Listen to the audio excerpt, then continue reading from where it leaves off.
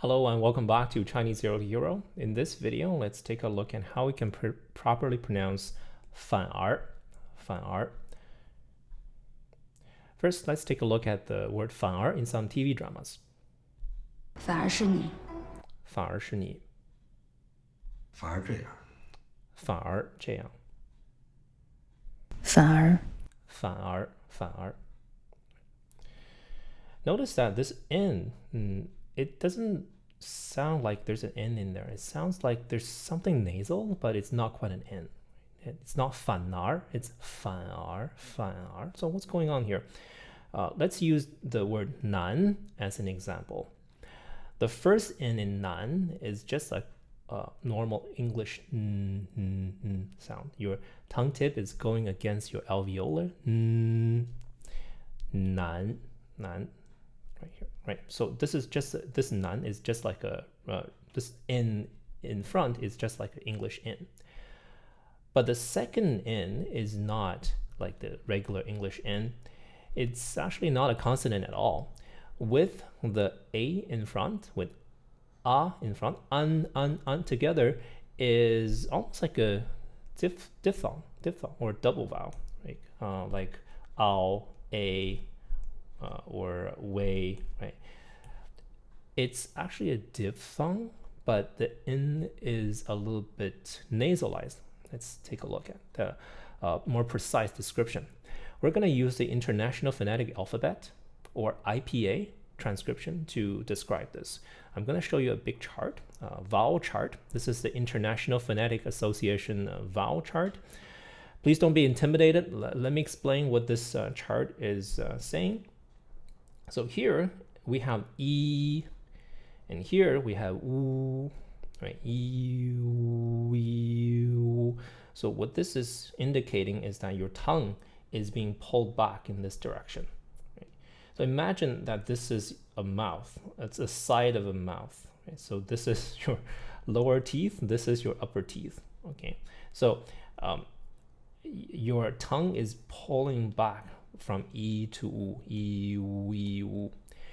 And in the vertical axis, your tongue is pulling down. Your mouth is opening and your tongue is going down. So like this. So this symbol A is A in apple in English, right? A. This E is E in bed. This E is like the E with accent aigu in French, like été. Summer is été in French, right? It. That's this vowel. I is like in bit, right? Bit. So this is a slightly higher vowel than it, bit. And E is E as in like beat or eat, right? So this is the vowel chart in a nutshell, right? This is your mouth. The higher up you go, the more closed it is. So E, and the lower you go, the more open your mouth is. Yeah, like this. And the further right you go, the further back you pull your tongue. So like that. And at each point, on the left-hand side of each dot is the unrounded version, and on the right-hand side is a rounded version. What does that mean? For example, at this position, E, the unrounded version is E, and the rounded version is U, E, right? So this U is just like the Chinese U, and this E is just like Chinese E, right? So it's a very clear relationship what's going on there. E is just the unrounded version of U, right? U is just a rounded version of E. Right? You round your lips. That's how you get from E to U, E. Right. So that's the vowel chart. Now this is out of the way. Let's take a look at how we can properly pronounce this N. In order to properly pronounce this N, this final N, we need to know what this symbol is. Right. This symbol is. Right. So to pronounce this sound, we need to first pronounce this. This is a very familiar sound to you because this is the most common vowel in any language. This is the schwa. In English, you have the word about. The first vowel in about is the schwa. Right?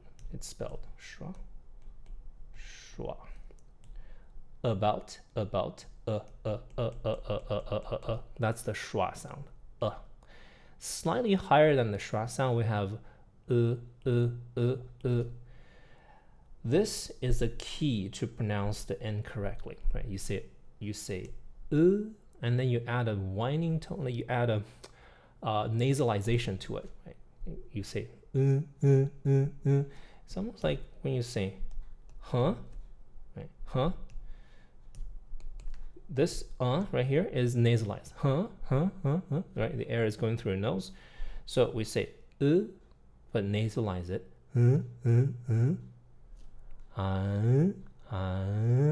Right, you're going from here to here. Right. The Chinese is actually right here. It's a centralized open and you're going to here.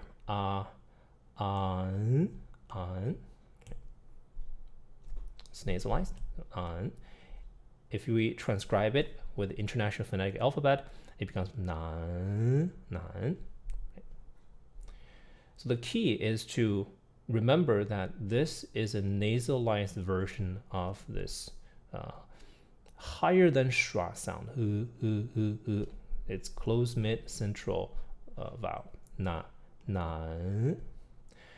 And here, this is a tone mark. It's the bar on the right is just a reference line, so that doesn't mean anything at all. This little tick upward, meaning it's going from the middle pitch to the high pitch. Nan. Let's try another word. 晚安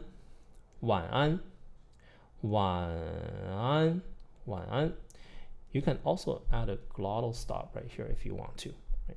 晚安, that's okay too. If you add a little glottal plosive, 晚安, that's okay too. 晚安, or you can say this as a continuous string of vowels with nasalizations here. 晚安, that's okay too. Liver cancer in Chinese is 肝癌.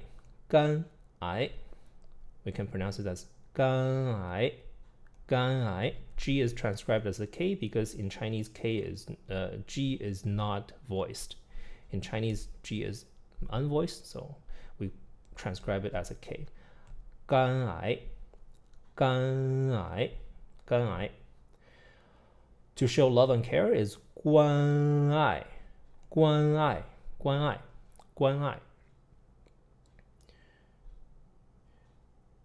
And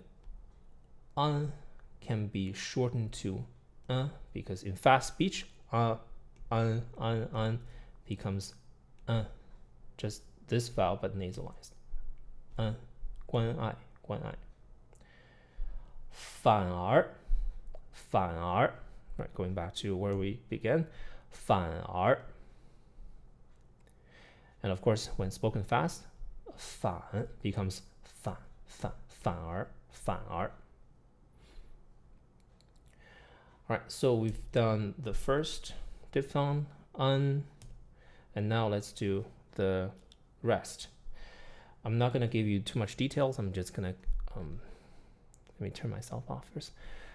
I'm just going to give you some example words for you to practice yourself. Okay, so let's read each one of these, starting with 恋爱. 恋爱. 仁爱. 文案. 婴儿. 幸运儿. It's not 恋爱, it's 恋爱. It's not 仁爱, it's 仁爱. It's not 文案, it's 文案. It's not 婴儿, right? You don't hear the N in there, really, right? It's 婴儿, it's just a nasalization here. 婴儿. It's not 幸运儿, right? You don't hear the N here. it's just a nasalization. 因幸运儿 All right, so that's it. So that's how you pronounce the syllable final N. Just remember that it's not quite a full regular N. It's just a nasalized vowel. It's a nasalized central vowel. Just remember, it's like this vowel right here. It's slightly close than the schwa. It's slightly close than the schwa, but it's not quite as close as the right? So it's somewhere in between. But nasalized 关爱 Okay, so if you have any questions, any doubts, concerns, just leave a comment below. This is the best I can come up with at the moment.